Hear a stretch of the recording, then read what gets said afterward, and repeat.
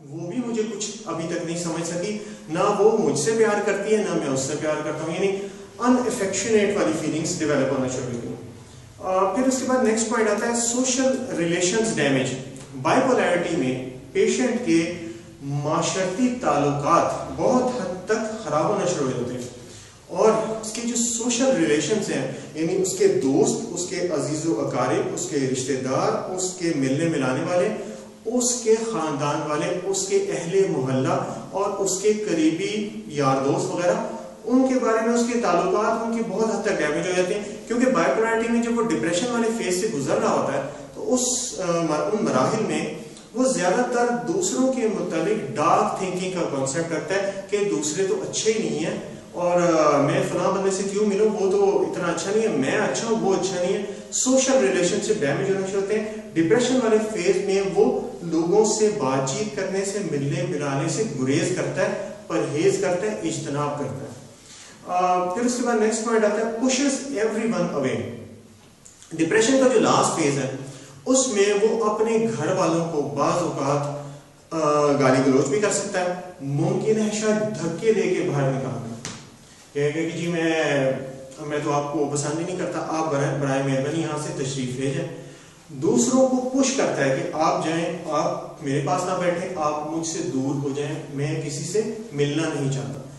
اور پش کرتا ہے. یعنی ریلیشن شپس اس وجہ سے بھی ڈپریشن فیز میں خراب ہوتے ہیں کہ اس کے تعلقات اتنے بگڑ جاتے ہیں کہ وہ دوسروں کے متعلق کوئی بھی اچھی رائے قائم کرنے سے گریز کرتا ہے.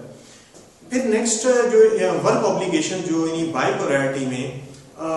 جو اس کے کاروباری معاملات کس طرح ڈسٹرب ہوتے ہیں, جاب پرابلم یا ورک پرابلمس یا بزنس ڈیڈز, کمٹمنٹس, یہ کس طرح سے متاثر ہوتی ہیں, ان کے بارے میں ہم کچھ تذکرہ کرتے ہیں. سب سے پہلا اس میں پوائنٹ ہے ورک از بورنگ. اب جس طرح وہ جاب پہ گیا,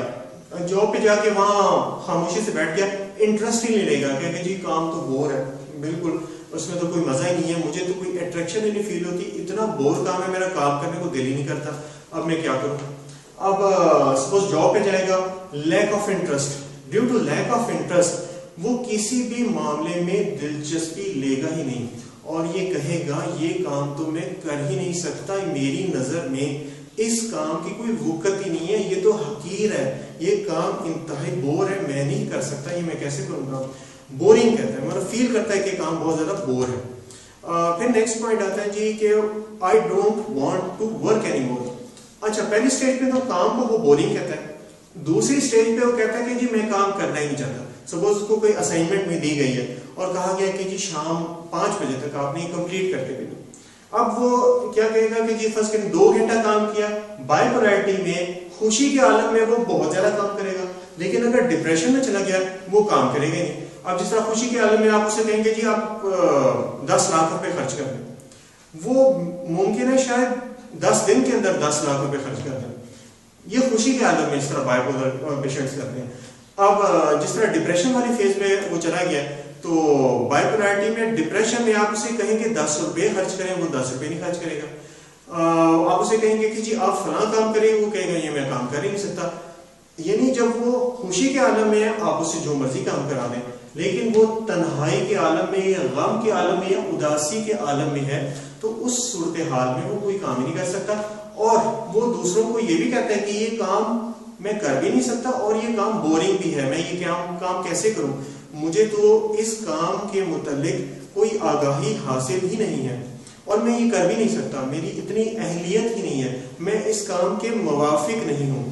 ٹھیک. پھر اس کے بعد نیکسٹ پوائنٹ آتا ہے can not perform good job at work. Good job کے معاملے میں جس طرح وہ کہے گا جی میں اچھا کام نہیں کر سکتا. مثلا پہلی سٹیج پہ تھا کام بورنگ ہے, دوسرا میں کام کر نہیں سکتا, تیسرا جو کیریکٹرسٹک ہے وہ ہے کہ گڈ جاب نہیں, گڈ پرفارمنس شو نہیں کر سکتا. مطلب یہ کہ اس کی پرفارمنس لیول بہت ڈاؤن ہونے شروع ہوتے ہیں اور وہ کہتا ہے کہ یہ کام میں کیسے کروں, میری تو پرفارمنس ہی لو ہے, میں اس کام کی اچھی پرفارمنس کیسے دوں, میرے تو یہ دائرہ اختیار میں ہی نہیں ہے, میری اتنی قدر و منزلت یا وقت ہی نہیں ہے, میں گڈ پرفارمنس کیسے دوں, گڈ ورک تو میں پرفارم کر ہی نہیں سکتا, ورک ہی بورنگ ہے اور میں کام بھی نہیں کر سکتا, کیونکہ میں کام نہیں کر سکتا اس لیے میری پرفارمنس بھی ڈاؤن ہے. تو یہ دونوں چیزیں اس میں آ جاتی ہیں. پھر نیکسٹ پارٹ ہے overwhelming at workplace, یعنی اوور آکوپائڈ رہتا ہے. छोटा सा काम भी दे दे, उसके दरमियान मुमकिन है वो कोई एक्स्ट्रा ऑक्युपाइड होने की वजह से कोई और बीच में काम शुरू करता है, जो एक्चुअल टास्क था वो उसको परफॉर्म नहीं कर सकता और वो ओवरवेल्म भी होता है, यानी कि वो अपने ज़हन पे खामखा बोझ और दबाव भी महसूस कर रहा होता है, उसकी वजह से वो ज़हनी तनाव और ज़हनी अजियत का शिकार होने लग पड़ता है और वो कहता है कि ये काम मैं कैसे करूं, मैं तो पहले ही ऑक्युपाइड हूं और मैं इस काम को पूरा नहीं कर सकता वक्त पे। फिर नेक्स्ट पॉइंट आता है फील्स अनएप्रिशिएटेड, मतलब सिला न मिलना, मतलब आपने कोई इंसेंटिव दिया, काम दिया, उसको काम को कंप्लीट करने के बाद उसे सेटिस्फेक्शन नहीं हो रही होगी। मतलब जिस तरह वर्क प्लेस पे जो फर्ज करें 10 घंटे में उसने 10 फाइलें ऑपरेट करनी थी सपोज, उन 10 फाइलों को ऑपरेट करने के बाद जब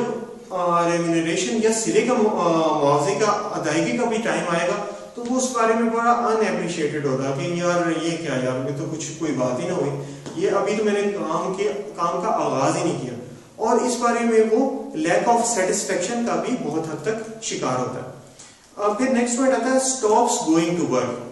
बाज़ औक़ात बाइपोलैरिटी में, डिप्रेशन के आलम में,